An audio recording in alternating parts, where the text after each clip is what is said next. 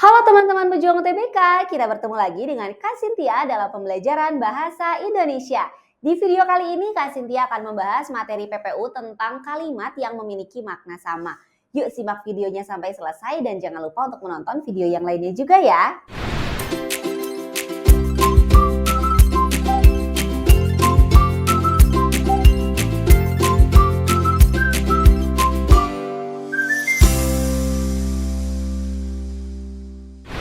Teman-teman, seperti yang sudah kita ketahui sebelumnya bahwa kalimat adalah susunan kata dan frasa yang membentuk suatu makna utuh. Nah, pada dasarnya kalimat ini dibagi menjadi dua, yaitu kalimat inti dan kalimat penjelas. Jika kalimat inti sudah memiliki makna utuh sehingga dapat berdiri sendiri, berbeda dengan kalimat penjelas karena dia melekat pada kalimat inti tersebut dan maknanya belum sepenuhnya utuh karena merupakan penjelas saja. Nah, berkaitan dengan makna, kita sudah mengenal ya perbedaan makna konotatif dan denotatif, makna ungkapan dan makna majas.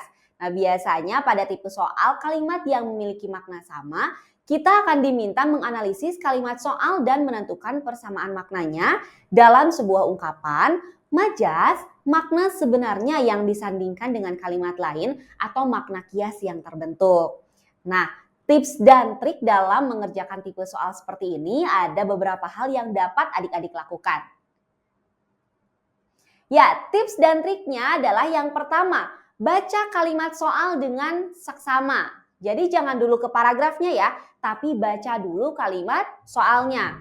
Lalu, tentukan makna kalimat dalam soal. Jadi misalnya yang ditanyakan itu kalimat 2 nih dalam soal. Nah, sehingga adik-adik itu fokus dulu ke kalimat 2 ini. Ya, baca soalnya dengan seksama, baca kalimat soalnya dengan seksama, lalu tentukan makna kalimat, temukan apakah dalam kalimat tersebut ada ungkapankah, ada majaskah, atau apakah ada makna kias.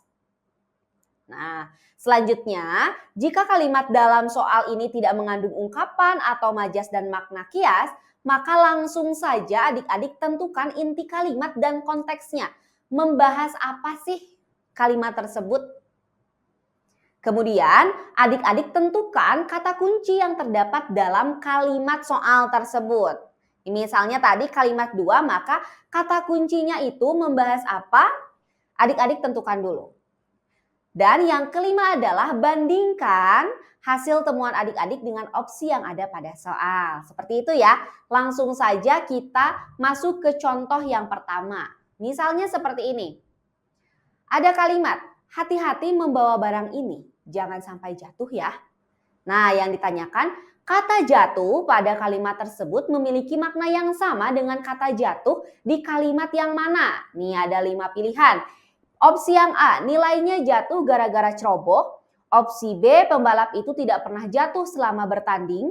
Opsi C, nama institusi ini jatuh akibat kasus korupsi.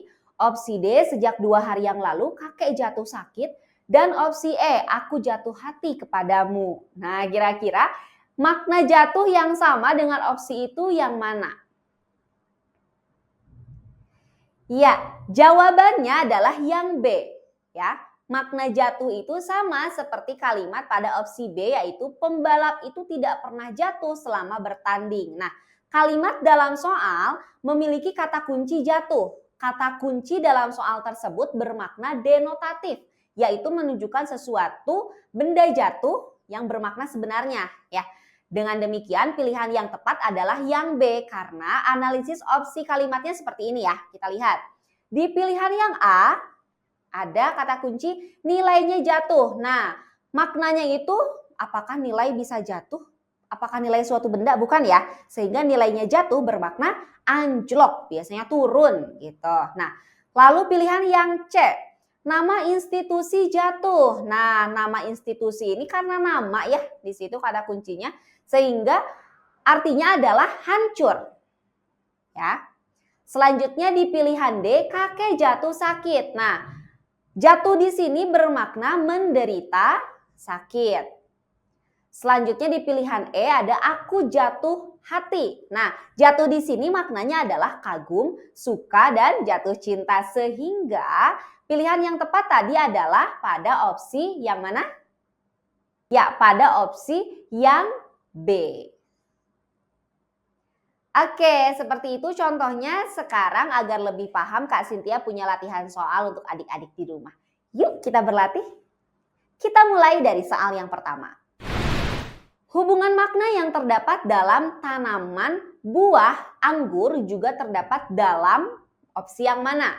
Yang A, bunga melati mawar. Yang B, minuman teh kopi. Yang C, kuning merah hijau. Yang D, senang gembira sukacita. Yang E, binatang burung merak. Nah, kira-kira yang maknanya sama seperti pada soal tanaman buah anggur. Nah, kedudukannya itu seperti itu ya. Kira-kira yang sama yang mana? Iya, jawabannya adalah yang E. Ya, binatang burung merak. Nah, pada tipe soal seperti ini, kita diminta menganalisis keterkaitan makna dalam soal dan opsi jawaban. Dengan demikian, fokus kata kuncinya adalah pada soal tanaman buah anggur. Kita lihat dulu keterkaitannya kira-kira apa sih?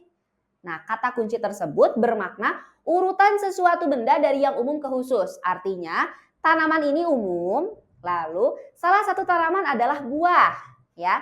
Salah satu buah adalah anggur. Nah, kita sudah temukan nih keterkaitannya.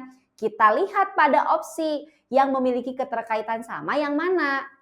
Nah, jawabannya adalah yang E, karena yang E itu juga sama dari yang umum ke khusus. Ya, binatang itu umum, salah satu binatang adalah burung, salah satu burung adalah merak. Seperti itu adik-adik ya untuk soal nomor 1.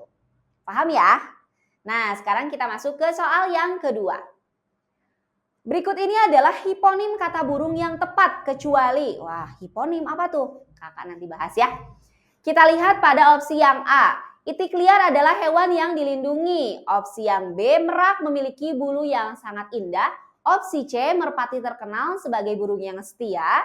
Opsi D, perkutut memiliki suara yang merdu. Dan opsi E, populasi kakatua semakin berkurang. Nah, kira-kira yang termasuk hiponimnya yang mana nih?